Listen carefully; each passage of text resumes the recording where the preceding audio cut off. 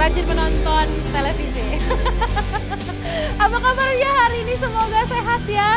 Kamu semua dimanapun, kapanpun, di rumah, di kantor, di rumah pacar, jangan dong, di rumah suami mungkin boleh ya. Kan kalau udah suami istri serumah ya. Pemirsa, hari ini barengan sama aku Puspa, ya hari ini barengan sama tim aku yang ramai banget tapi nggak kelihatan di belakang kamera. Ya hari ini kita lagi ada di depan gedung Kejaksaan Negeri Bengkulu Tengah. Nah, mungkin kamu juga yang sering lewat sini ya, sering nge-spot lihat ada satu gedung yang warnanya putih semua. Nah, itu tuh adalah gedung Kejaksaan Negeri Bengkulu Tengah. Dan aku udah ada di depannya. Dan hari ini program Betandang spesial akan keliling-keliling, akan masuk ke dalam untuk ngobrol-ngobrol dan juga cari tahu tentang apa aja sih yang ada di dalam. Karena ini gedungnya baru ya, informasinya baru banget. Dan aku karena dengar ini masih baru nih dan baru aja ditempatin kurang lebih ya belum setahun ini, dan saya pengen tahu ya di dalam ini bentuknya kayak gimana, dan jarang-jarang kan kita masuk ke gedung kejaksaan. Kalau gitu langsung aja, kamu mau ikut? Mau ikut nggak? Kalau mau ikut ngangguk sekarang. Ya udah, kita langsung masuk ke dalam, yuk. Misi Pak. Ya, sama siang. Pak, saya hari ini sama tim-tim saya nih udah janji nih. Kita mau bertandang ke kantor Kejari Bengkulu Tengah nih, kita boleh masuk nih? Ini dari TV. Oh, boleh sih. Oh, boleh. Ya, saya antar, Bu. Oh iya. Baik banget, jangan. Oke,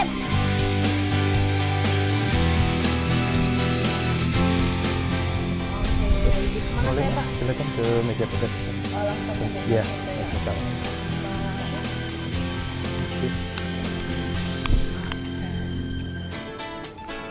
Kemana aku? Halo. Selamat kok selamat datang sih. Permisi. Saya kemana? Ke Mbak aja deh, ke Mbak Masnya juga. Saya hari ini udah janjian nih rencananya. Mau ketemu sama Pak Kajari. Ini boleh nggak nih saya hari ini masuk ke dalam? Gimana Mbak? Boleh ya? Atau saya harus kena kasus dulu boleh masuk nggak ya? Oh, ini pelayanan terbaru satu pintu ya. Jadi semua informasi di sini dulu ya Mbak. Oke, boleh saya ketemu siapa dulu nih kalau mau ke atas? Oh iya, Pak Yudi ini siapa nih Pak Yudi? Kepala Seksi Intelijen. Oh, Kepala Seksi Intelijen. Oh my god. Oh my god. Ya udah deh kalau gitu. Sama Pak Yudi ya berarti ya? Yes, ya. Oke, gimana saya langsung ketemu Pak Yudi atau Oh gimana? boleh, nanti saya arahin. Oh iya boleh, tolong ya Mas ya. Saya biasa ini ya. Oh, ini Pak Yudi. Aduh, gimana kabarnya? Sehat. Alhamdulillah sehat. Nah, Bagaimana, ada yang bisa dibantu, Mbak? iya saya nih sama teman-teman saya nih Pak Yudi. Ini udah janjian nih hari ini mau bertandang ke Kejari Bengkulu Tengah. Oh, iya, nih. Makanya hari ini saya rame-rame nih sama tim saya ada 20. Rame banget ya. Ini mau ke sini. Ini Pak Yudi ya? Ya, Dikasih intelijen saya ya? selaku kasih intel. Ya, kasih intelijen. Ini yang tadi diomongin tadi. Ini maaf ya Pak, saya nggak Iya, tahu iya. tadi Pak. Aduh, Pak ini kan kebetulan janjian sama Pak Kajari nih. Sekalian nanti mau ngobrol-ngobrol sama beliau. Boleh nggak sih Pak anterin saya ke atas? Boleh, Mbak? Ayo. Boleh. Nah, tapi sebelum ke atas ini pintu masuk ini kan dari sini ya Pak ya. Iya. Berarti segala jenis informasi yang sebelum ke dalam di sini dulu ya Ya, di Pak sini ya. semua, Mbak. Oke. Wah, kelihatan ya beda kelas ya kejaksaan ya. Ini gedung baru ya, tempat baru, semuanya baru gitu loh. Dah, Pak kalau mau masuk ini pintunya di mana ya? Saya Ya, nggak Mbak. ngeliat pintunya. Untuk biasanya kita lapor di sini dulu, Oh, tujuannya gitu. apa, ya kan? Mau ketemu di seksi mana, Mm-mm. nanti dari petugas PTSP sama petugas piket yang mengabarkan ke pihak terkait di dalam. Jadi kalau sudah waktu di dalam nanti akan diantarkan ke yang Langsung. Ini saya harus lapor dulu nih berarti. Ya, tadi kan udah. Oh gitu. Oh saya ada sudah sampai, lapor nih iya, Mbak. iya, iya. Oh Nanti bisa kaget. bisa Tapi kok dilaporin yang aneh-aneh gitu. Iya. Ya udah. Ini mau ke dalam. Mau ikut nggak? Oh ini tidak boleh sembarangan orang masuk ya ini ya. Orang-orang seperti saya harus dibantu. Oh canggih ya. Boleh ya Pak ya.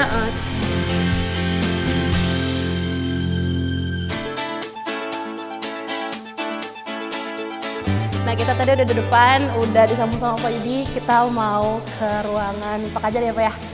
Wah tidak sabar. Gimana ruangannya Bapak? Oh ini ruangannya. Tepat di sebelah kiri. Ini security-nya sangat terjaga ya. Jadi kuncinya pakai fingerprint yang pasti bukan fingerprint saya. Ini boleh masuk nih. Oh langsung ya. Kemana aku? Oh ini. Oh ada harimau Malaya juga di sini ya. Assalamualaikum, selamat siang. Halo Bapak. Waduh, nih ganggu kerja nggak nih Pak? Nggak apa-apa. Nggak apa-apa. Santai aja. Gimana kabarnya, sehat Pak? Sehat, alhamdulillah. Selamat datang di kantor Kejari Bengkulu Tengah. Waduh. Sudah sampai di ruangan kerja saya. Nah biasanya kalau saya ini selama lewat ke Bengkulu Tengah biasanya lewat aja nih Pak. Oh, iya. Kalau kantornya sekarang main langsung ke sini. Wah ternyata gedung putih yang saya lewati selama ini saya langsung datang hari ini. Nah ini tadi sempat lihat dari depan nih Pak. Sempat lihat dari depan udah masuk sampai ke sini juga. Nah sekaligus kita mau kenalan juga nih sama Pak Kajari. Mungkin boleh disapa-sapa juga pemirsa, boleh kita kenalan lebih dekat nih dengan Pak Kajari ini. Ya, halo pemirsa BTV dimanapun Anda berada, selamat siang dan salam sukses untuk kita sekalian. Dari Kejaksaan Negeri Bengkulu Tengah kami menyapa kita semoga semua dalam keadaan sehat dan sukses untuk kita semuanya. Iya, nah, tapi biar ngobrolnya berkedengaran boleh nih, boleh dibantu pasangin dulu. Nah, Kita sambil santai duduk. oh iya boleh. Mari. Nyantai biasanya Iya. sambil ngemil. Boleh. Apa Oh, ada. saja silakan dinikmati yang terhidang di atas meja. Keren. Wah ini biasanya jarang-jarang nih ya duduk di kursi sini. Wah pemirsa, ini kita di ruangannya Pak Kajari. Kita udah ada di depan, udah di sini, udah kenalan juga sedikit tadi tentang Kejaksaan Negeri Bengkulu Tengah. Tadi sempat cerita sedikit ya, profil singkat. Tapi kalau boleh lebih jelas lagi, kalau Kejaksaan Negeri Rejang Lebong ini Bengkulu Tengah ini fungsinya apa aja nih sekarang di Bengkulu Tengah? Ya, terima Tugas kasih. Kalau Kejaksaan Negeri Bengkulu Tengah ini terutama dalam menempati gedung baru ini sejak bulan September tahun 2024 ya. Oh iya, karena kemarin sempat ini ya Pak ya, direnovasi ya. Dan puji Tuhan ini semua sudah bisa layak untuk bisa representasi untuk penempatan seluruh pegawai. Nah, terkait dengan fungsi kejaksaan, tupoksi kejaksaan itu di dalam Undang-Undang Kejaksaan memang ada beberapa ya. Pertama dalam penegakan hukum, sebagian masyarakat mungkin memandang bahwa fungsi kejaksaan itu hanya dalam penanganan kasus-kasus korupsi saja ya atau perkara tindak pidana umum. Tetapi ada fungsi lain sebenarnya yang tidak kalah pentingnya itu dalam fungsi pencegahan ya, untuk melakukan pendampingan hukum dan juga melakukan kegiatan penyuluhan atau penerangan hukum. Iya. Nah, tapi kalau di BTV memang kita sering banget ya ngobrol-ngobrol sama teman-teman dari kejaksaan juga, bahwasanya memang tugasnya nih banyak banget dan segala hal yang berhubungan sama tindak pidana, terus juga pemulihan untuk kasus-kasus yang ada, ini kan tugasnya banyak banget. Nah, kalau di satu orang yang handle kan sulit ya akhirnya, dan jadi ada bidang-bidang nih yang akhirnya bisa membantu semuanya bisa terhandle untuk di Bengkulu Tengah. Nah, kalau bidang-bidang yang ada di Kejaksaan Negeri Bengkulu Tengah nih apa saja bidang-bidangnya Pak? Ada 6 yang membantu pimpinan di dalam pelaksanaan tugas-tugas. Yang pertama itu sub bagian pembinaan, ini secara umum mengurusi bagian administrasi internal dan juga kepegawaian, keuangan dan lain-lain. Yang kedua ada bidang intelijen, intelijen, kemudian ada bidang tindak pidana khusus, ada bidang tindak pidana umum, kemudian ada seksi perdata dan tata usaha negara, serta ada seksi penyelesaian barang bukti dan barang rampasan. Oke. Kalau bidang intelijen udah sering kayaknya. Udah sering banget. Nah, mungkin ada beberapa bidang-bidang yang agak kurang familiar mungkin ya, kayak tindak pidana umum, pidana khusus kan kita belum tahu banget nih tentang bidang-bidangnya, nanti kita akan cari tahu lebih banyak lagi. Nah, tapi sebelum itu ini kan tadi Bapak sempat bilang ini kan gedung baru ya, baru ditempati September ya. 2024. 2024. Nah, sebelum di sini di mana nih akhirnya tempat kita, Bapak? Kita menempati kantor yang diberikan oleh pemerintah daerah Bengkulu Tengah yang berada di lokasi perkantoran Rengas Semanek.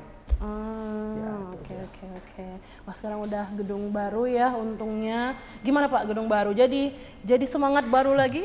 Luar biasa seperti Anda lihat, ya ini membawa nuansa baru dan semangat baru bagi teman-teman, dan terutama di dalam kenyamanan untuk bisa melakukan tugas-tugas sehari-hari. Iya, saya jadi pengen tidur nih di sini. Wah, iya. Jangan sampai ya tiba-tiba kita masuk berita tidur di dalam ruangan Pak Kajari. Nah, tapi kan rata-rata berarti semua aktivitas ada di kantor ini ya sekarang ya. Berarti dari September sampai sekarang udah aktif, berarti semua aktivitas di sini semua akhirnya. Betul.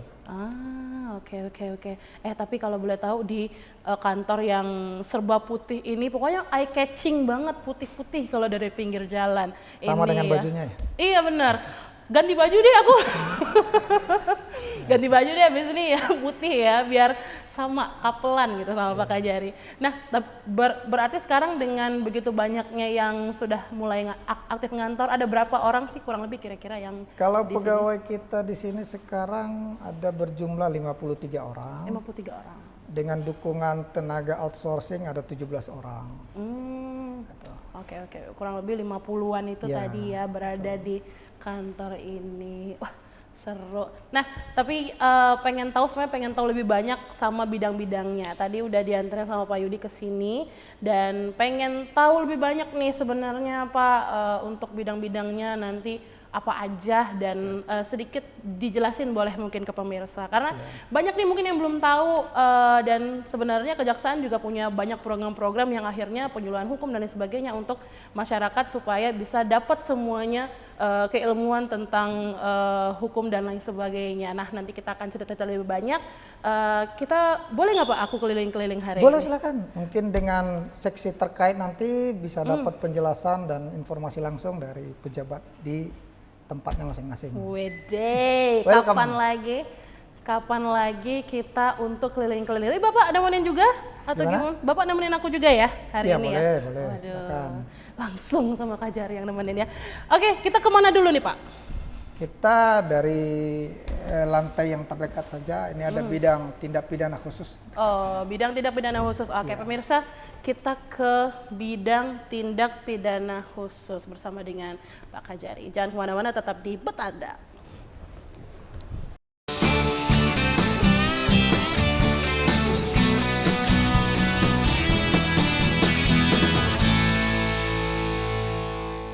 Oke, kita keluar lagi. Nah, kita masuk di sini tadi pemirsa. Kita kemana Pak? Kita pertama ke bagian tindak pidana khusus. Tindak pidana khusus. Ya. Oke, ini sama siapa nih Pak? Kita akan ngobrol-ngobrolnya nih. Kepala seksi tindak pidana khususnya itu Pak Rianto Ade, tapi sebentar kita coba lihat ruangannya. kita ini. Cek dulu ruangan. Oh, ini ruangannya ya Pak ya? Para jaksa hari ini kebetulan lagi sidang tindak pidana korupsi. Jadi banyak staf yang memang membantu proses sidang di sana. Oh, oke. Oh, Di berarti sini semua operasional tindak pidana khusus berlangsung. Oh, di sini ya meja kerjanya semuanya ini agak ini ya, agak sedikit mungkin karena sidang juga jadi memang nggak dipakai hari ini. Oh, kurang lebih ada berapa banyak nih Pak yang di bidang pidana khusus ini? Kalau di bidang tindak pidana khusus ini kurang lebih ada 9 orang. Oh, 9 orang. Oh, berarti memang kerjanya di sini sehari-hari. Kebetulan hari ini juga ada sidang, jadi ya sepi gitu. Akhirnya mereka ke tempat sidang, ya bener ya. Karena sidang tipikor itu dilaksanakan di Pengadilan Negeri Tipikor di Bengkulu. Oh, di Bengkulu. Oh, berarti lagi pada di Bengkulu semua nih. Oke. Tapi nggak apa-apa, kita sambil di bidang lain yang mungkin masih ada. Oh iya, boleh. Gimana kita ke mana dulu? Ini bidang. Kita coba ke dalam mungkin. Oh boleh, ya. silakan. Mungkin bisa dilihat-lihat. Saya yang punya rumah ternyata ini. Iya, Ini biasalah. ruang dari salah satu kasubsi kita, jaksa yang juga terlibat di dalam penyidikan kasus di Kejaksaan Negeri Bengkulu Tengah. Oke. Silakan. Halo Ya. Bapak. Sehat Pak ya? Sehat. Nah, tapi kalau boleh ceritakan bidang-bidang nih akhirnya punya fungsinya sendiri-sendiri nih Pak. Ya, kalau bidang atau seksi tindak pidana khusus ini khusus menangani perkara-perkara khusus, yaitu korupsi terutama. Korupsi. Mulai dari tahap penyelidikan, penyidikan, penuntutan, sampai eksekusi. Jadi fokusnya di perkara tindak pidana khusus, makanya seksinya seksi tindak pidana khusus. Oke, karena namanya khusus ya. Salah satunya korupsi ya. Iya, itu yang membedakan nanti dengan seksi tindak pidana umum. Jadi perkara pidana umum ya ditangani oleh seksi tindak pidana umum. Oke, nah yang jadi khusus ini apakah cuma korupsi aja atau ada kasus-kasus yang lain juga yang akhirnya masuk ke dalam bagian khusus ini Pak? Iya, ada beberapa tindak pidana lain selain daripada korupsi seperti hak cipta, penyalahgunaan hak cipta, bea cukai dan lain-lain. Tetapi kalau di sini perkara-perkara lain selain tipikor itu jarang kita terima kasusnya. Oke, mungkin karena kasusnya mungkin tidak begitu sering terdengar ya. Akhirnya masuknya ke yang khusus bukan yang umum. Kalau yang umum ya berarti memang cukup familiar didengar ya seperti itu. Nah, kalau sekarang ini kan lagi penanganan sidang juga ya berarti ya. Ini lagi sidang kasus apa Pak kalau boleh tahu? Ini sekarang ada yang sedang bergulir di pengadilan itu kasus korupsi yang terkait dengan Puskeswan di Dinas Pertanian Kabupaten Bengkulu Tengah dan juga korupsi di Bank Tabungan Negara cabang Bengkulu. Ya. Oke. Oh, berarti memang lagi sibuk-sibuknya untuk kasus korupsi. Nah, mungkin ngobrol sama Masnya juga yang kebetulan juga ada hari ini. Ya, boleh kesini dong, atau aku menjemput ke sana. Sedikit mungkin ya, gimana kerjaannya selama di bidang pidana khusus mungkin boleh nih ke pemirsa di rumah. Sekalian namanya siapa nih? Udah pernah ketemu kayaknya. Ya, hai para pemirsa, perkenalkan nama saya Rian Rofoza. Saya sering diperbantukan untuk membantu dalam penyelidikan atau penyidikan di tindak pidana khusus ini sendiri. Mungkin itu Mbak. Oke, nah mungkin boleh cerita sedikit mungkin tentang lingkup kerjanya seperti apa dari Mas? Kalau di tindak pidana khusus sendiri, mulai dari tahap penyelidikan sampai penuntutan itu dilaksanakan oleh bidang tindak pidana khusus sendiri. Nah, itu dikatakan pidana khusus tadi. Karena dari awal mengulik perkaranya dari penyelidikan sampai penuntutan itu diselesaikan oleh tindak pidana khusus sendiri. Bedanya itu Mbak. Bedanya di situ ya. Oke. Nah, tadi sempat dijelasin juga kalau misalkan penanganan kasusnya ini memang dari awal penyidikan sampai akhir sidangnya selesai gitu ya. Nah, tahapan-tahapannya kan banyak nih ya yang dilakukan akhirnya. Mungkin kalau boleh diperinci sedikit apa-apa aja nih akhirnya yang jadi tahapan-tahapan nih yang dilakukan oleh teman-teman di Kejaksaan khususnya di bidang pidana khusus ini Bapak. Ya, tahapan awal ketika kita menerima laporan atau dugaan penyimpangan tindak pidana korupsi dari pelapor, kita lakukan telaahan, kemudian dari telaahan tersebut kita lakukan langkah-langkah untuk pengumpulan bahan informasi dan data secukupnya untuk memastikan apakah laporan yang kita terima tersebut mengandung kebenaran, adanya indikasi penyimpangan atau tidak. Kalau memang ada indikasi penyimpangan dan terindikasi ada juga perbuatan melawan hukum yang berpotensi merugikan kerugian keuangan negara, maka kita dapat tindak lanjuti ke tindakan penyelidikan. Penyelidikan ini lebih dalam, tentunya tidak saja hanya mengumpulkan informasi tapi sudah mulai melakukan permintaan-permintaan keterangan kepada pihak-pihak terkait untuk menemukan ada tidaknya tindak pidana. Ketika ditemukan ada tindak pidana, maka ditindaklanjuti dengan penyidikan. Penyidikan ini sudah menemukan alat bukti, dan dari alat bukti yang diperoleh nanti dapat ditentukan siapa tersangkanya. Oke. Ketika sudah selesai penyidikan, diajukan penuntutan, proses sidang dan eksekusi. Oh, panjang ya sebenarnya ya. Wah, ternyata kasus-kasus yang biasa kita saksikan di televisi itu ternyata prosesnya sepanjang itu. Dan sampai akhirnya kita menemukan ya gimana ada proses keadilan di situ, bagaimana pelaku mendapatkan yang seharusnya dia dapatkan sesuai dengan hukum yang ada di Indonesia. Gitu ya, Pak ya. Oke deh, kita sambilan keluar juga sambil ngobrol-ngobrol nih. Thank you Bapak, selamat kembali bekerja ya. Aku sama Pak Kajari nih keluar lagi nih, kita sambil ngobrol lagi nih Bapak. Tapi kalau untuk satu kasus nih Bapak, biasanya ditangani sama berapa orang Pak? Kalau untuk satu kasus memang selama ini kita lakukan secara bersama-sama ya, tidak hanya ditangani oleh satu jaksa saja. Karena sifat kompleksitas perkara korupsi itu kan lumayan bisa menguras energi. Karena pasti membutuhkan banyak orang ya Pak akhirnya, karena nggak cuma dari kejaksaan aja, tapi juga kayak keterlibatan yang lain gitu loh. Sekarang kita ke kemana nih Pak? bidang pembinaan ya. Subbidang pembinaan. Jadi kepala subseksinya ini Pak Budi Kurniawan. Yang bersangkutan sekarang ada di hadapan kita. Halo, mungkin Bapak. bisa tanya-tanya sekilas, silakan. Sedikit nih ya, santai. waduh. Ini kita ganggu kerjanya nggak Pak? Ini kita namanya mendadak dangdut ini ya. Aku boleh kesini sedikit? Nah, ini sama Bapak siapa namanya Pak? Budi Kurniawan. Pak Budi ya, mungkin sedikit Pak Budi tadi udah jalan-jalan sama Pak Kajari tadi sebelumnya ke tindak pidana khusus, terus ke sini di pembinaan. Mungkin boleh cerita sedikit nggak sih ini bidang apa dan cangkupan kerjanya tuh apa aja gitu Pak Budi? Oh gitu. Izin Pak, mungkin perlu diketahui bahwa pembinaan itu mencakup dari SDM, keuangan, BMN-nya kantor kejaksaan, lebih ke arah internal. Jadi pada dasarnya di samping bidang teknis kita menyuplai seluruh keuangan yang dilakukan atau akomodasi daripada pembiayaan bidang teknis. Selain itu kita juga melakukan pembinaan di pegawai kita, kemudian ada pengajuan usul kenaikan pangkat dan lain sebagainya, kemudian pelaksanaan diklat seperti itu.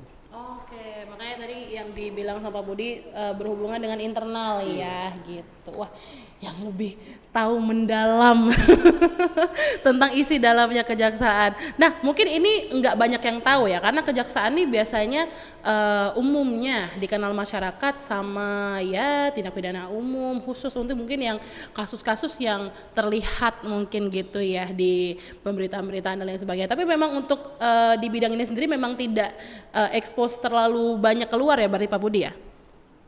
Ya, paling kalau kita keluarnya terkait dengan rekrutmen pegawai seperti itu. Tapi fokusnya lebih ke kejaksaan tinggi. Jadi untuk cakupan pembinaan itu masih ke arah internalnya sendiri. Oke. Nah, mungkin kita ke Pak Kajari dulu ya. Ini kan bidang pembinaan ya Pak ya. Salah satu bidang tadi kita udah ke pidana khusus, terus ke sini nih tempatnya di pembinaan gitu. Nah, untuk yang fokus di bidang pembinaan ini ada berapa banyak orang dan keterlibatannya berapa banyak gitu Pak? Kalau sumber daya pegawai di pembinaan kurang lebih ada semuanya 54, tapi khusus di bidang pembinaan ini ada kurang lebih 15 atau berapa ya. Oke. Karena itu semua ada beberapa sub yang terkait di bidang tata usaha, keuangan, persuratan dan lain-lain. Oh iya, mungkin karena tadi sempat kelewat juga, karena pasti dari bidang ini ada sub-subnya lagi ya Bapak ya. Ini sub-sub bidangnya apa saja nih di pembinaan ini khususnya Pak Budi? Urusan. Kalau di pembinaan ini untuk tipe B ya Mbak. Tipe B sendiri cuman ada di kepegawaian dan Daskrimti. Kalau aturannya itu cyber data yang disediakan oleh subbidang Daskrimti. Oke. Bahasa kerennya cyber. Saya juga tahu ya cyber. Saya sering dengarnya cyber crime. Yang jahat-jahat aja pokoknya gitu ya. Nah, berarti di bidang-bidang ini ada kurang lebih 13 orang tadi ya. 13 orang yang ada di bidang ini pembinaan internal. Nah, kalau misalkan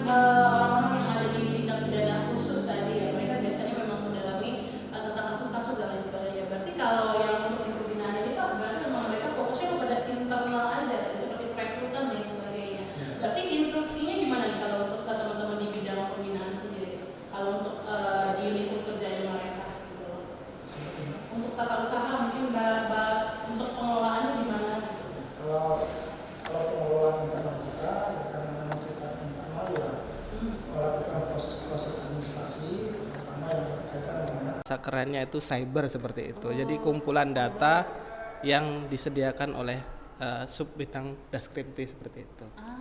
Oke. Bahasa kerennya cyber. Saya juga taunya cyber sih. Saya sering dengarnya cyber crime. Yang jahat-jahat aja pokoknya gitu ya. Nah, berarti di bidang binaan ini ada kurang lebih 13 orang tadi ya. 13 orang yang ada di bidang ini pembinaan internal. Nah, kalau misalkan orang-orang yang ada di tindak pidana khusus tadi ya, mereka biasanya memang mendalami tentang kasus-kasus dan lain sebagainya. Berarti kalau yang untuk di pembinaan ini Pak, berarti memang mereka fokusnya kepada internal aja tadi seperti perekrutan lain sebagainya. Ya. Berarti instruksinya gimana nih kalau untuk ke teman-teman di bidang pembinaan sendiri? Kalau untuk di lingkup kerjanya mereka gitu loh. Maksudnya gimana? Untuk tata usaha mungkin untuk pengelolaannya gimana gitu. Ya, kalau pengelolaan internal kita ya karena memang sifatnya internal ya melakukan proses-proses administrasi terutama yang berkaitan dengan administrasi kepegawaian baik kenaikan pangkat, cuti, promosi dan lain-lain. Oke. Saya tadi salfok ke sana ada lukisan Pak Budi. Ada gambarnya Pak Budi. Wah, terima kasih banyak Pak Budi. Silakan kembali bekerja. Maaf ya agak mengganggu. Ini agak sidak dadakan ya. Iya, terima kasih banyak Pak Budi. Nah, pemirsa, kita mau keliling lagi, tapi kita rehat dulu sambil mau jalan ke sana juga. Kita turun berarti ya Pak ya. Kita mau turun dulu, kita mau ke bidang yang selanjutnya. Jangan kemana-mana, tetap di Petanda.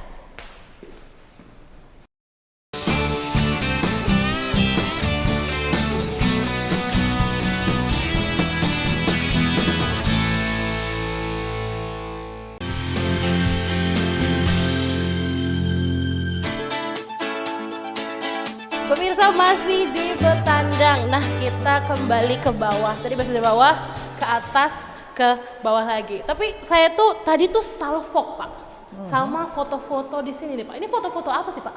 Ini foto para pimpinan kita, Jaksa Agung waktu Jaksa Agung, kemudian Jaksa Agung muda, kepala badan. Gitu.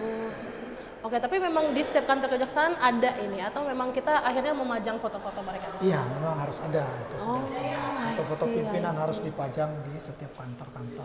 Wih, keren. Karena tadi pas baru masuk kayak ngelihat, wah, saya langsung disambut sama frame-frame orang-orang hebat nih. Nah, tadi kita habis dari yang pidana khusus sama pembinaan ya Pak ya. Kita kemana lagi nih Pak? Kita sekarang ke seksi tindak pidana umum. Pejabatnya ini atas nama Bu Nelly. Ibu Nelly. Ya, Wah, kebetulan. Ibu Nelly lagi ngapain nih? Iya. Oke. Kebetulan Bu Nelly ini juga merangkap Kepala Seksi Penyelesaian Barang Bukti dan Barang Rampasan. Waduh, Bu Nelly Karena banyak banget pejabatnya kerjanya. lagi kosong dan menunggu pengganti di kemudian hari. Oh gitu. Silakan. ini Halo Bu Nelly. Selamat datang Mbak. Selamat, terima kasih banyak. Wih keren. Wah lagi banyak kerjaan ya biasanya. Kita duduk di Oh duduk di sana. Oh ya boleh. Wah ini kita tadi agak kayak sidak ya. Kali ini kita diajak duduk sama Bu Nelly ya. Tapi Bapak bilang tadi Bu Nelly ini double akhirnya ya. Juga sekaligus di Pelaksana tugas. pelaksana tugas Iya. ya. Oke. Oh aku di mana? sana boleh. Aku di sini. Ini jadi saya yang narasumber. Mungkin Bapak boleh di sini aja Pak, biar aku di Nggak sana. apa-apa, Oh nggak nggak apa-apa. apa-apa. Oh ya boleh. Nah mungkin boleh cerita-cerita sedikit nih Bu Nelly ya ke pemirsa di rumah di pidana umum ini lingkup kerjanya seperti apa, berapa banyak yang bantu timnya, mungkin boleh sekalian kenalan ke pemirsa di rumah. Oke, baik Mbak. Terima kasih. Mohon izin Mbak, saya sendiri menjabat sebagai Kepala Seksi Tindak Pidana Umum di Kejaksaan Negeri Bengkulu Tengah ini lebih kurang udah 1 tahun Mbak. Ya, kemudian kalau untuk lingkup tugasnya kami selaku jaksa penuntut umum ini khususnya di bidang pidana umum menerima perkara atau dimulai dari tahap pra penuntutan yang dimulai dari surat pemberitahuan dimulai penyidikan yang diteruskan oleh penyidik dari Kepolisian Resor Bengkulu Tengah. Jadi kalau berbicara pidum berarti tindak lanjutnya itu untuk perkara-perkara yang masuk di dalam ranah kejahatan, Mbak. Mungkin contoh kecilnya seperti penganiayaan, pembunuhan, pencurian, atau kecelakaan lalu lintas seperti itu. Ya, jadi sampai dengan tahapan eksekusi, dari tahap ratut, kemudian sidang sampai dengan eksekusi itu adanya di ranah bidang pidana umum.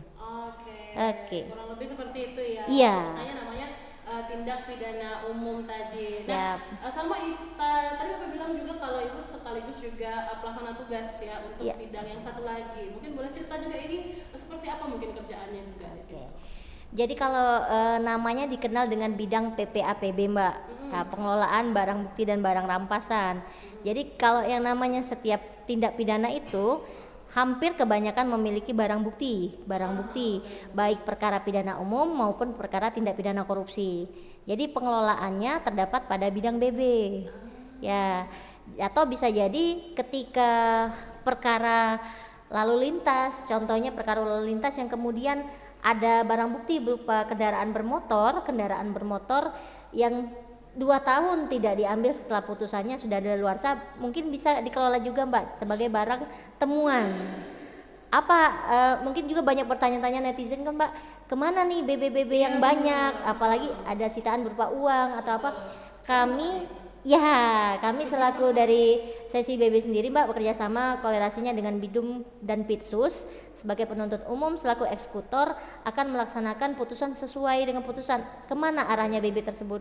Kalau memang dirampas untuk negara, nanti kita melalui proses lelang. Tapi seandainya ada nih contoh mungkin perkara judi, ada BB uang, nah itu biasanya putusannya berbunyi dirampas untuk negara yang kita setorkan ke PNPB. Jadi bukan masuk ke kantongnya jaksa Mbak. Gitu. Dan bukan masuk ke kantong saya. Siap. Mungkin boleh sedikit. Nah, tadi Ibu Neli sempat bilang juga kalau artinya di beberapa putusan akhirnya Pidum dan Pisus juga akhirnya berkoordinasi lah ya untuk suatu putusan. Berarti Pidum dan Pisus ini juga berkoordinasi ya untuk beberapa kasus seperti itu.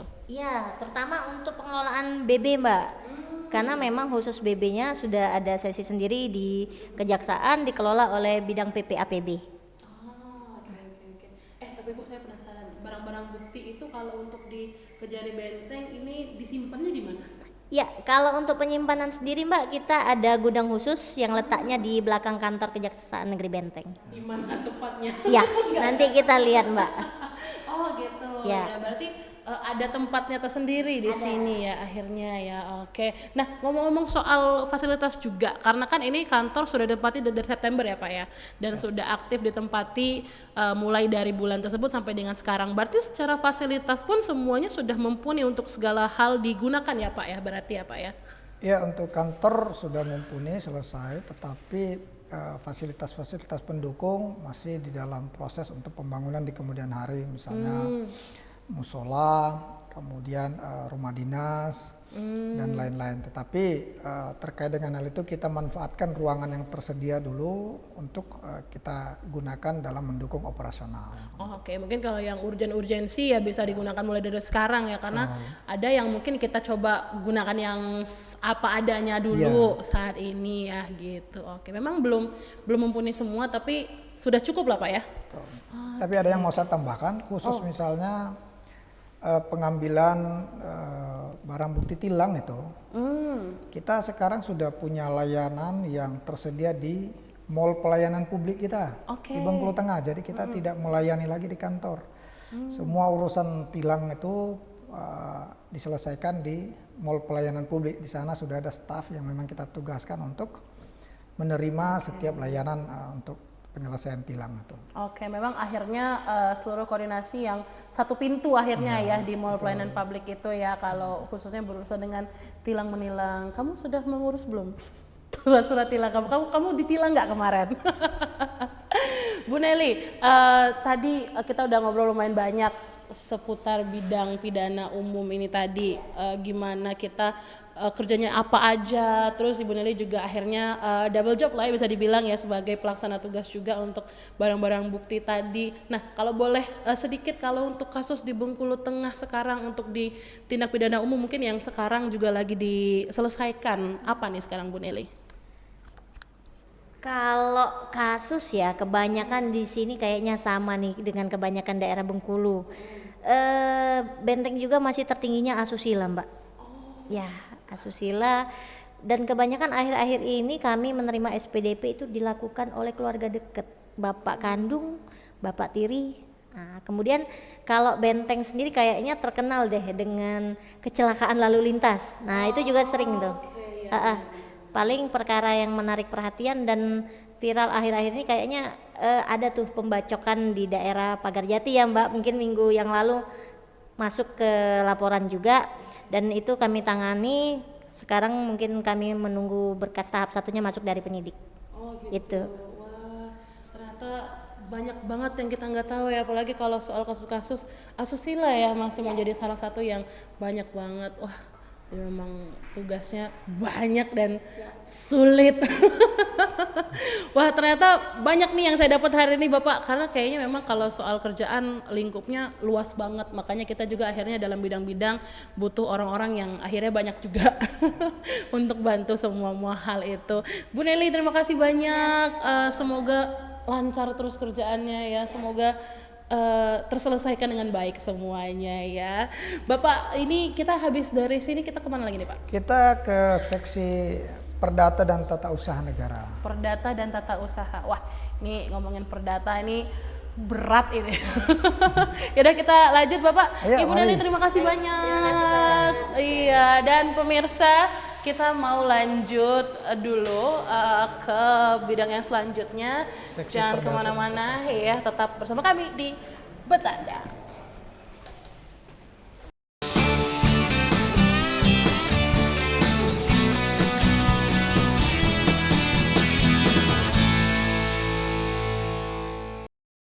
Pemirsa, masih di Betandang dan masih di sini di tempat kita di Kejaksaan Negeri Bengkulu Tengah. Kita udah naik, udah turun, sekarang keliling-keliling lagi. Kita kemana tadi Pak? Kita ke seksi Perdata dan Tata Usaha Negara. Perdata dan Tata Usaha Negara. Ini Kepala sama Pak. seksinya dijabat oleh Pak Dwi Nanda Saputra Oke. yang ada di hadapan kita saat ini. Bapak, Silakan. selamat siang ya, terima kasih. Nih lagi sibuk juga kah ini? Biasa. Wah, ini pemirsa. Iya, gimana Pak? Oh, boleh.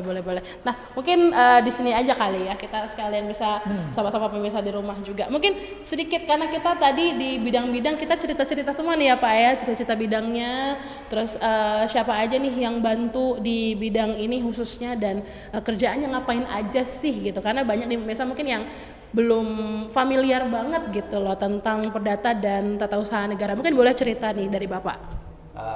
Terima kasih. Izin memperkenalkan diri, nama saya Dwi Nanda Saputra, saya Kepala Seksi Perdata dan Tata Usaha Negara. Jadi di Kejaksaan ada bidang Perdata dan Tata Usaha Negara di Undang-Undang 16 tahun 2004 yang diubah dengan Undang-Undang nomor 11 tahun 2021. Ada Kejaksaan itu juga mempunyai tugas di bidang Perdata dan Tata Usaha Negara. Oke. Nah, sekarang berapa banyak nih yang bantu di sini Bapak? Saya staf jaksa ada 1, staf ada 3. Oke. Kurang lebih 5 4, dengan Bapak ya? ya 5 dengan saya. Oke. Nah, nih kalau misalkan dilihat nih di ruangannya Pak Dwi Nanda ini, kayaknya Pak Dwi Nanda ini anak motor ya. Ada miniatur motor, terus juga ada motor-motoran juga di sana ya. Nah, ini kan Perdata dan Tata Usaha Negara tadi ya. Ini ada hubungannya juga dengan sidang-sidang kasus-kasus kah gitu Pak Dwi Nanda mungkin? Ya. Jadi kalau Perdata Tata Usaha Negara itu kita hubungannya dengan pemerintah. Pemerintah dengan plat merah. Jadi kalau ada permintaan dari pemerintah dengan untuk penegakan hukum, bantuan hukum, kita bisa. Jadi seperti contoh kalau kita ini ada, mungkin dalam waktu dekat kami akan ada pemutusan hak asuh dari orang tua kandung, karena orang tua kandungnya melakukan perbuatan tercela pada anaknya, jadi hak asuhnya mau kita cabut. Nah itu salah satu contohnya. Oke, wah berarti banyak banget kayaknya ya penemuan kita di kejaksaan ini, karena banyak banget hal-hal yang mungkin kurang sering terdengar gitu, akhirnya terdengar ketika lagi jalan-jalan di kantor kejaksaan hari ini. Nah, tapi saya penasaran nih Pak Kajari tadi. kan kita udah keliling-keliling bidang-bidang yang lain ya, dan mereka juga akhirnya mengurusin bidang-bidang tersebut. Dan mungkin dengan orang yang kita punya sekarang ini akhirnya kita coba maksimalkan nih dengan kasus-kasus yang kemudian terus bertambah, terus dengan orang-orang yang ada. Sebenarnya kita kekurangan orang juga nggak sih akhirnya Pak, dengan orang yang seadanya lah bisa dibilang begitu. Kalau untuk sumber daya memang kita masih mengalami kekurangan sampai sekarang ini. Masih kekurangan. Jadi terutama pada tenaga sumber daya manusia jaksa. Kita butuh jaksa lebih banyak karena sidang volume perkara juga banyak, dan perkara-perkara yang di bidang Pitsus maupun juga di Datun sendiri juga tidak kalah jumlahnya juga lumayan banyak.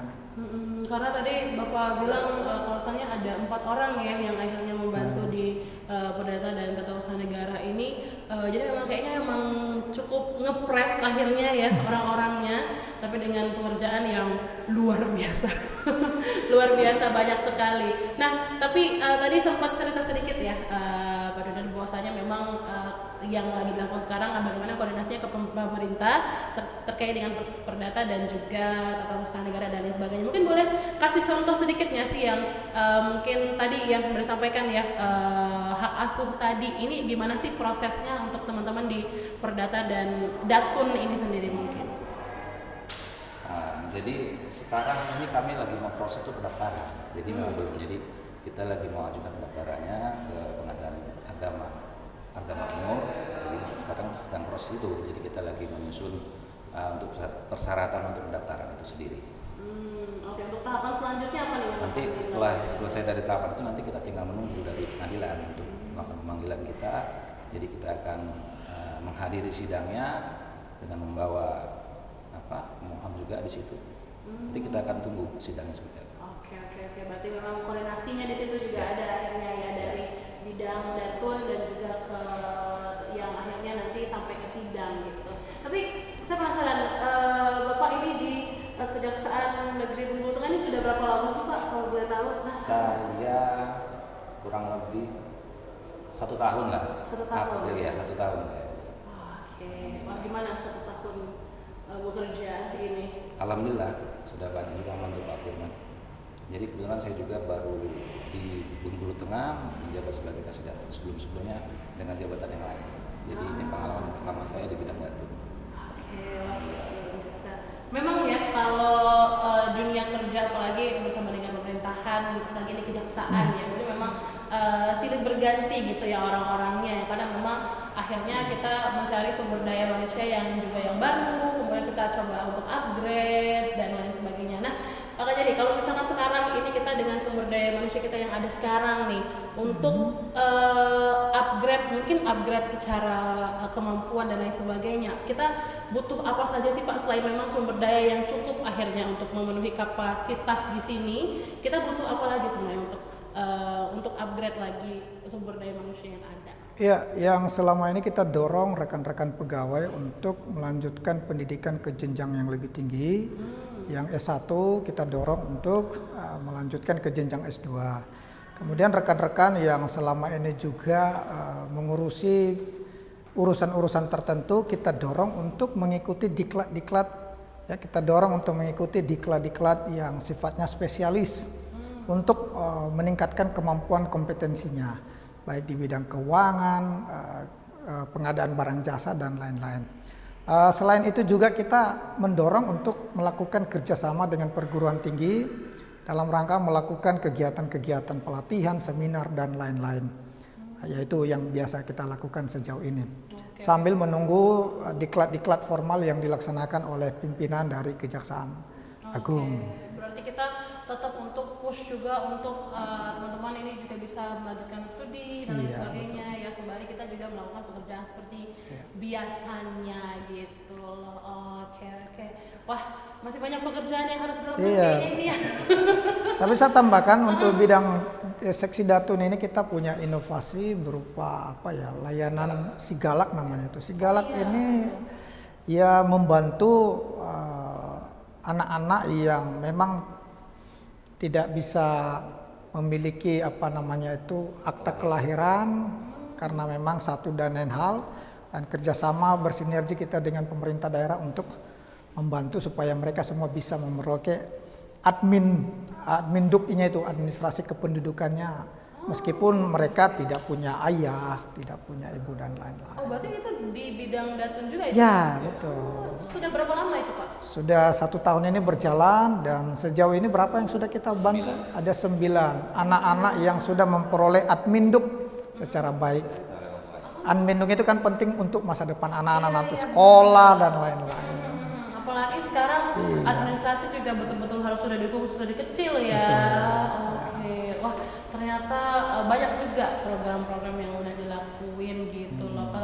Apalagi tadi untuk anak-anak ya yang positif sekali untuk bisa mereka dapatkan, mungkin untuk mereka bersekolah dan lain sebagainya. Nah, pemirsa, habis ini kita masih akan pergi lagi, nggak pergi kemana-mana, pergi ke ruangan sebelah karena kita akan ke bidang yang selanjutnya. Jangan kemana-mana, tetap di Bertanya.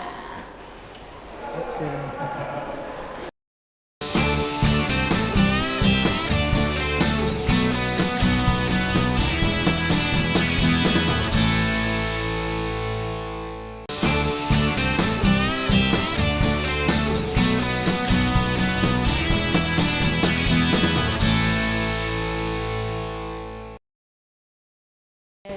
Nah, pemirsa, ikutin terus sih. Lah iya, lagi nonton gimana sih? Masih sama Pak Kajari, kita masih keliling-keliling di kantor Kejaksaan Negeri Bengkulu Tengah. Nah, seperti yang aku bilang, kita mau ke satu bidang ini yang sering banget ada di Jaksa Menyapa, yang saya tuh capek banget tapi seneng banget ketemu mereka ini. Kita ke bidang intelijen ya Pak ya? Betul, betul. Iya, ini. Bidang intelijen ini kepala seksinya ini Pak Yudi. Oke. Mungkin kita bisa langsung saja bertemu dengan beliau yang saat ini mungkin lagi santai, silakan. Oh, pantesan hilang tadi dia di sini. Salam lagi dong, kita gimmick dulu. Pak Yudi, nah ini tadi yang di awal juga yang nemenin aku di awal tadi ya, yang akhirnya ngarahin aku untuk ke ruangan Pak Kajari, ini baik banget loh. Oh iya, sambil. Oh boleh, kita duduk di mana? Di sini ya? Oke, boleh. Coba. Oh iya. Oh, aku di mana aku? Aku di sini. Oh, aku kursinya spesial ya. Nah, ini kan kita juga sering banget ya sebenarnya ketemu sama teman-teman di bidang intelijen ya. Sesering itu karena Jaksa Menyapa di BNTV juga selalu hadir ngasih tahu tentang edukasi soal hukum dan sebagainya. Mungkin kita kenalan lagi dan pengen tanya-tanya lagi seputar bidang intelijen nih. Mungkin sekaligus Pak Yudi juga ya yang mengenalkan mungkin tugas-tugas, fungsi-fungsinya apa aja. Terima kasih Mbak. Saya Yudi Adiansa, selaku Kasih Intelijen Kejaksaan Negeri Bengkulu Tengah. Saya sudah menjabat sebagai Kasih Intelijen di sini kurang lebih sekitar 5 bulan, Mbak. Oke, wah luar biasa. Adapun tugas dan fungsi kita di seksi intelijen ini ialah kita di sini bertugas untuk mengumpulkan dan mengidentifikasi data terkait dengan ancaman, gangguan, hambatan, baik itu di bidang hukum maupun ketertiban masyarakat. Yang mana data nantinya akan kita analisa, kemudian kita sajikan kepada pimpinan untuk menjadi sebagai bahan bagi pimpinan untuk mengambil kebijakan ke depannya. Oke. Kemudian selain daripada itu kita juga mempunyai tugas dan fungsi seperti penerangan hukum, ada juga penyuluhan hukum, yang mana salah satunya itu ada kegiatan Jasa Menyapa yang nanti akan kita ikuti juga secara bersama-sama nanti kegiatan Pak Kajari di lapangan terkait dengan kegiatan Jasa Menyapa. Oke. Kemudian selain itu kita juga punya di sini kegiatan pengawalan pembangunan strategis. Nah itu terkait dengan proyek-proyek strategis daerah yang nanti bisa kita lakukan pengawalan. Selain itu juga ada kegiatan jaga desa di sini, kurang lebih sama dengan kayak pengawalan pembangunan strategis tapi khususnya di level desa. Oke. Karena memang di Bengkulu Tengah nih desa-desanya juga lumayan banyak ya. Dan ini tersebar dari mulai perbatasan Bengkulu Tengah sampai akhirnya ke perbatasan Bengkulu Tengah ke Pahiang. Kan panjang banget ya. Kita sering melewatinya ini. Nah, mungkin sedikit cerita yang membantu di bidang intelijen ini berapa banyak sih Pak Yudi? Ya, makasih. Bahwa di seksi intelijen Kejaksaan Negeri Bengkulu Tengah, selain saya sebagai kepala seksi intelijen, kita dibantu oleh 2 orang kasubsi, yaitu kasubsi 1, yaitu kasubsi ekonomi, keuangan dan pembangunan strategis, dan juga ada kasubsi 2 terkait dengan sosial, politik, ekonomi, sosial, politik, hukum, keamanan negara. Kemudian ada juga staf kita di sini 3 orang. 3 orang, ya kurang lebih itu ya yang membantu di bidang intelijen gitu ya. Nah, bidang intelijen ini kan juga terkenal untuk bidang yang paling sering terekspos ke masyarakat langsung ya gitu ya, karena memang program-programnya ke masyarakat langsung. Gimana nih kurang lebih impact kita ke masyarakat langsung di bidang intelijen Pak Yudi? Itu Pak, mungkin juga perlu saya jelaskan tadi saya lupa bahwa kenapa kita sering nih tampil di masyarakat, di media dan wartawan apabila ingin ada mau koordinasi ke Pak Kajari segala macam, karena kita selain melaksanakan fungsi yang saya sebutkan tadi, bidang intelijen juga mempunyai fungsi kehumasan Pak, Mbak. Di kalau di Kejaksaan Tinggi mungkin kita dengar ada Kasipenkum kan, yang sering koordinasi dengan para wartawan. Kalau di Kejari levelnya dipegang langsung oleh Kasintel. Itulah. Nah ini sedikit soal program-program tadi sempat disampaikan juga ya, beberapa program tadi memang kurang lebih program-program ini kan menyasar ke masyarakat. Tapi semua program itu akhirnya beda-beda tujuan kah, atau akhirnya satu tujuan untuk mengedukasi soal hukum akhirnya ke masyarakat, atau gimana Pak Yudi? Ya, kita mempunyai kegiatan penerangan hukum, penyuluhan hukum, itu ya yang berkaitan dengan penerangan hukum itu tujuannya intinya satu Mbak, agar masyarakat itu paham dan memahami tentang aturan-aturan yang atau hukum positif yang berlaku di kita pada saat sekarang ini. Iya sih benar. Tujuannya satu, cuman namanya berbeda-beda, ada penyuluhan, ada penerangan. Ya kalau untuk penerangan kan itu ditujukan kepada masyarakat yang mungkin sudah tahu tapi kurang jelas. Ya. Makanya terang gitu ya. Kalau penyuluhan ini disasar kepada seperti anak sekolah yang memang kemungkinan mereka memang belum tahu sama sekali, tapi dengan adanya penyuluhan itu mereka menjadi lebih paham. Oh beda namanya, jadi beda juga ya sasarannya juga itu, beda ya. Kayak jaksamanya apa tadi itu termasuk juga ada penerangan hukumnya juga yang kita lakukan nanti Mbak. Saksikan terus Jaksa Menyapa. Kok jadi promosi program? Nah, tapi kalau ke masyarakat ini kan pasti tidak hanya bidang intelijen, pasti Pak Kajari juga ikut serta akhirnya ya, karena apalagi soal penerangan, penyuluhan hukum ini kan kita memberikan edukasi untuk masyarakat yang sebelumnya tidak tahu menjadi tahu. Kalau untuk kegiatan yang sudah pernah Pak Kajari ikuti, mungkin bagaimana akhirnya melihat bahwa penyuluhan ataupun penerangan hukum ini akhirnya punya dampak yang bagus banget untuk masyarakat gitu loh Pak. Ya, dari beberapa kali kita lakukan edukasi hukum, pencerahan hukum, kita melihat bahwa ada progres signifikan tentunya, terutama di dalam menata organisasi, terutama organisasi pengelolaan keuangan desa maupun BUMDes. Jadi kita akan dorong terus dan pantau terus sehingga pada akhirnya desa menjadi desa yang mandiri untuk bisa membangun desanya dengan PAD yang memang besar untuk bisa membangun desa.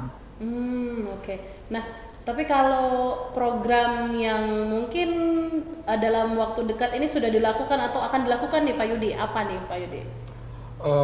Pasti terkait dengan penyuluhan dan penerangan hukum. Yang waktu dekat akan kita lakukan ini adalah kegiatan Jaksa Menyapa tadi saya sampaikan, yang nanti yang akan menjadi narasumbernya secara langsung adalah Pak Kajari. Beliau nanti kita akan melaksanakan kegiatannya di desa Rindu Hati, dekat dari sini Mak. Nanti akan kita ikuti sama-sama. Oke. Nah, di kegiatan Jaksa Menyapa yang itu akan fokus ke pemberian edukasi hukum apa nih? Nah, rencananya nanti Pak Kajari akan memberikan penerangan hukum terkait dengan masalah pengelolaan dan administrasi masalah pengelolaan badan usaha milik desa. Oke. Karena sekarang juga kita lagi fokus membina desa ya, supaya akhirnya desa-desa khususnya di Bengkulu Tengah ini bisa juga maju dengan apa yang mereka punya sekarang. Nah, kenapa akhirnya memilih Desa Rindu Hati?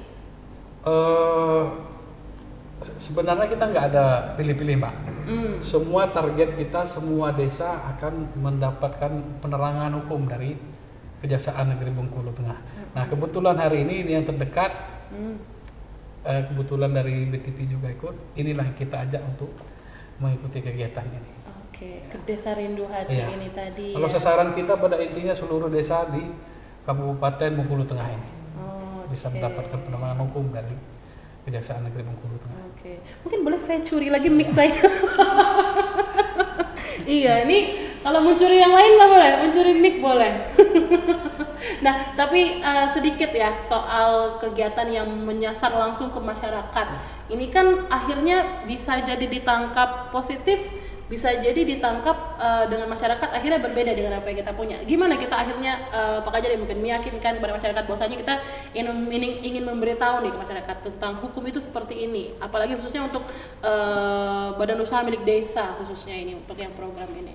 Ya, pendekatan yang kita lakukan yaitu pendekatan dialogis ya. Kita hadir di tengah-tengah masyarakat, berdialog secara langsung, berbicara secara langsung untuk menghindari kesan-kesan stigma yang menakutkan secara kelembagaan.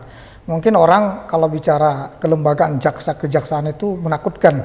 Tetapi dengan hadir langsung, berdialog secara langsung, dekat dengan masyarakat secara langsung, kesan-kesan itu jadi hilang. Jadi jaksa tampil sebagai sahabat masyarakat.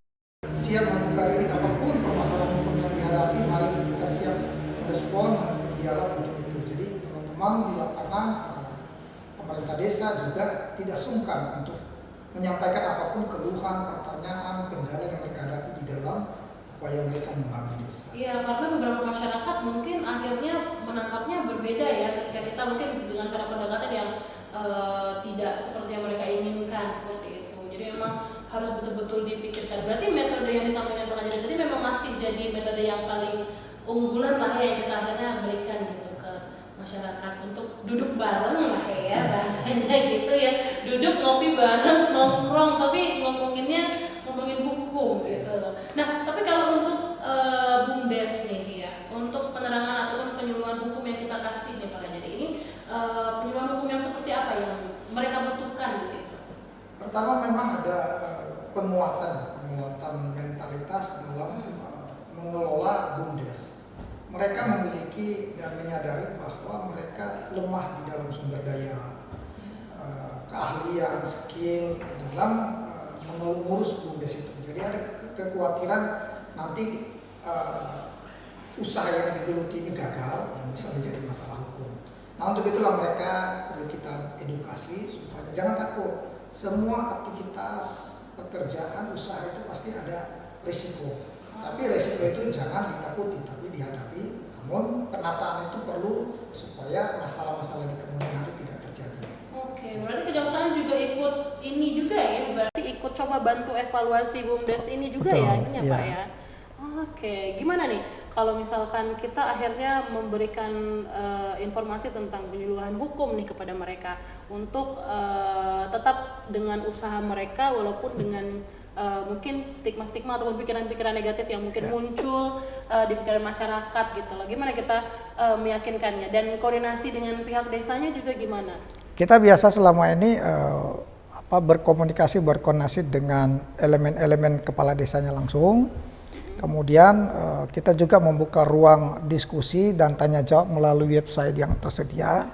Di samping itu juga dalam forum-forum yang resmi juga kita selalu menyampaikan pesan-pesan moral supaya pemerintah desa tidak takut di dalam melakukan kegiatan pengelolaan dana desa dimaksud. Oke. Karena apalagi kalau badan usaha milik desa ini kan usaha kecil dari desa ya, yang betul-betul sebenarnya mereka juga pengennya dirangkul juga gitu loh, diberikan bantuan dalam artian bersama dengan kejaksaan ini adalah kita bantu untuk kasih informasi soal penyuluhan hukum, terus juga bagaimana mereka akhirnya kita bantu juga untuk informasi terkait dengan mengelola usaha-usaha mereka di desa. Nah, kalau misalkan kita ke Pak Yudi lagi ya nih.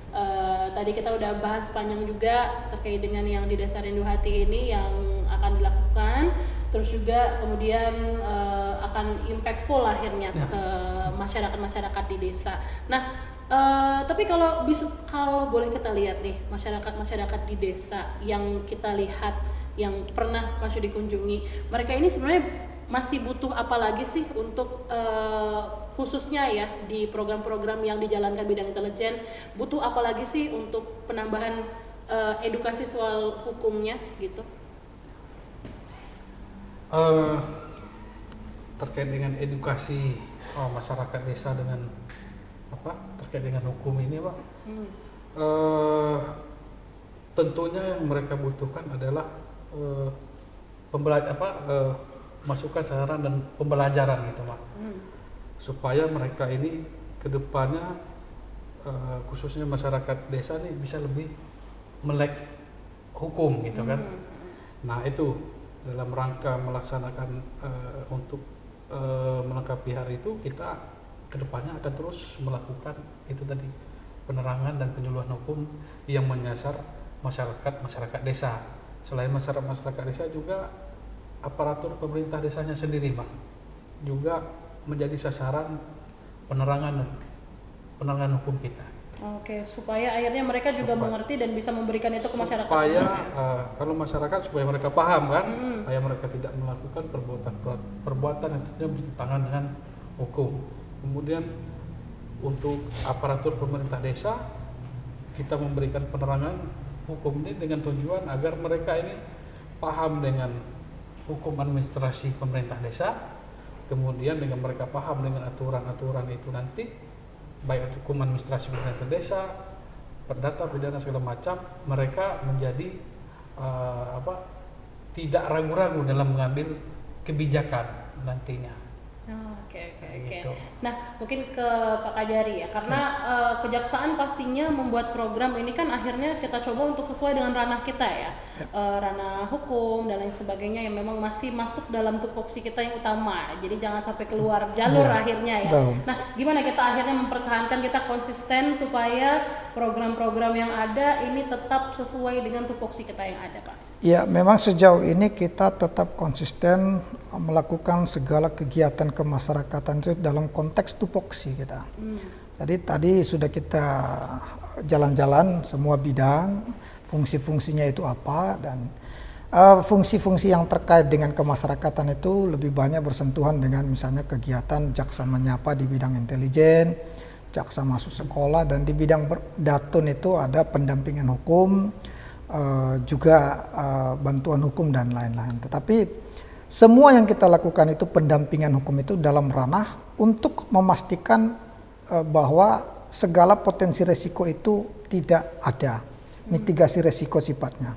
Jadi kita tidak mengurusi hal teknis bagaimana misalnya melakukan penanaman sayur-sayuran untuk ketahanan pangan, tidak, tapi kita bagaimana hadir melakukan pendampingan, memastikan bahwa pengelolaan uang yang digunakan untuk ketahanan pangan itu supaya tidak disalahgunakan.